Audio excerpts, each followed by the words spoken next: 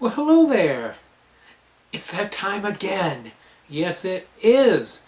Time for the blog that truly blazes on this auspicious day of September 11th of 2016.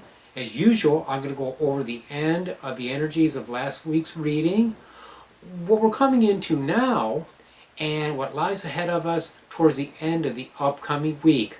A very electrifying ride, to say the least. Do stay tuned. That's right. The first card is the last card of our previous week's reading. Now this card was the Nine of Wands, entitled Strength. It's attributed to Moon in Sagittarius. Now this is a very powerful energy Sagittarius wishes to explore. It's ruled by Jupiter, planet of expansion, planet of generosity, and exploration is the main keyword with Sagittarius.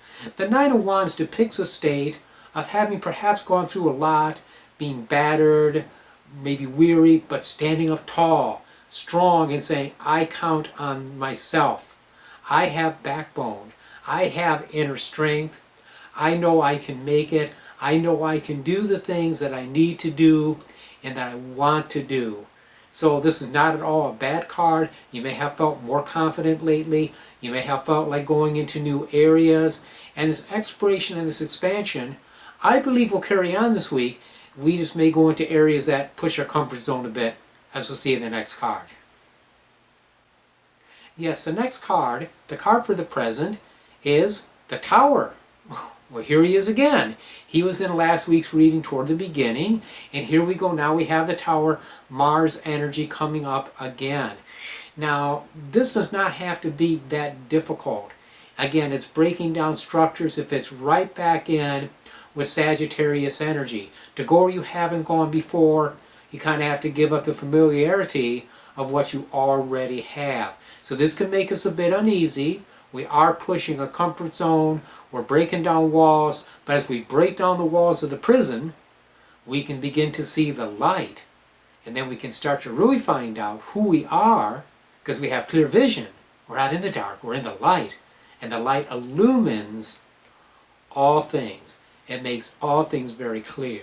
But this clarity, at times, can appear to be, let me spit it out, can appear to be threatening.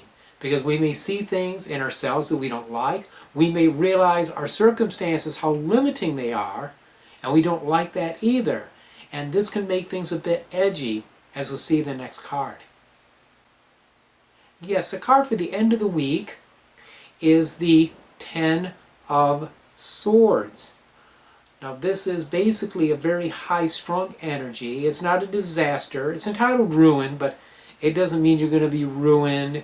It isn't something that's really all that terrible. It's basically the mind running away with itself. It's a high level of mental activity, usually centering around things like, well, what if this happens? Or what if this does not happen? Then where is that going to lead me? And it's just kind of like a natural state that would follow from going through all this change and transformation with Nine of Wands, the Tower, the Ten of Swords could fit right in very easily. But, however, it does not have to be a high-strung situation. The main thing is trusting change and transformation, trusting yourself. If you do that, you rise above limitations, you rise above things that may and seem to impede upon you, limit you, and consequently as our consciousness expands, we realize we don't have anything to really be afraid of anyhow, because at the core we are eternal spirit. We are beings of immortal force and fire.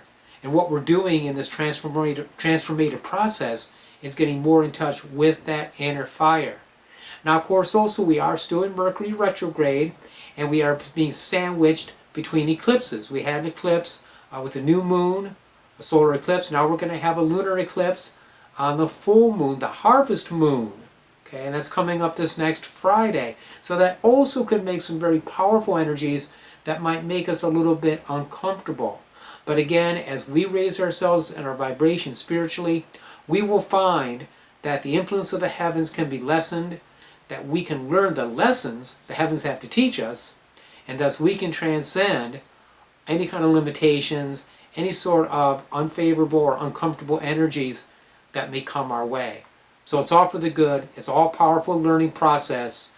Just let go of fear, learn, and grow. Well, there you go. The blog blazed. You blazed with it. Thanks for hanging in with me. Appreciate your support.